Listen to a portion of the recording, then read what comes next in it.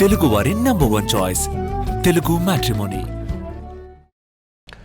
18 ఏళ్ల క్రితం దారుణ హత్యకు గురైన ఫార్మసీ విద్యార్థిని ఆయేషా మీరా హత్య కేసులో సిబిఐ హైకోర్టుకి తుది నివేదికను సీల్డ్ కవర్లో అందజేసింది. దేశవ్యాప్తంగా సంచలనం రేపిన ఘటనలో సిబిఐ అందజేసిన నివేదికపై ఇప్పుడు సర్వత్రా ఉత్కంఠ నెలకొంది.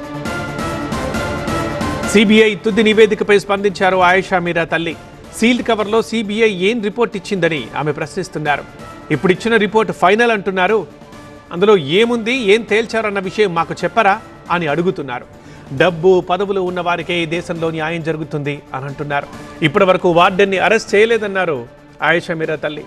అయినా తమకు న్యాయం జరుగుతుందనే నమ్మకం లేదు, ఎందుకంటే ఒక కేసు విచారణకు ఈ దేశంలో 18 ఏళ్లు పడుతుందా అంటూ బాధతో నిలదీస్తున్నారు.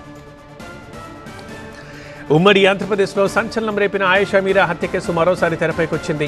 2007 నుంచి ఈ కేసు అనేక మలుపు తిరిగి సస్పెన్స్ థ్రిల్లర్ని తలపించింది. ఈ కేసులో సిబిఐ అధికారుల విచారణ ముగిసింది. ఫైనల్ రిపోర్ట్ సీల్డ్ కవర్లో కోర్టుకు చేరింది. మరి సిబిఐ తన 7 ఏళ్ల విచారణలో ఏం తేల్చింది? ఆ సీల్డ్ కవర్లో ఏముంది?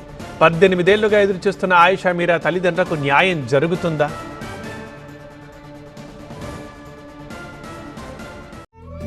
తెలుగు వారి #1 చాయిస్ తెలుగు మ్యాట్రిమోనీ.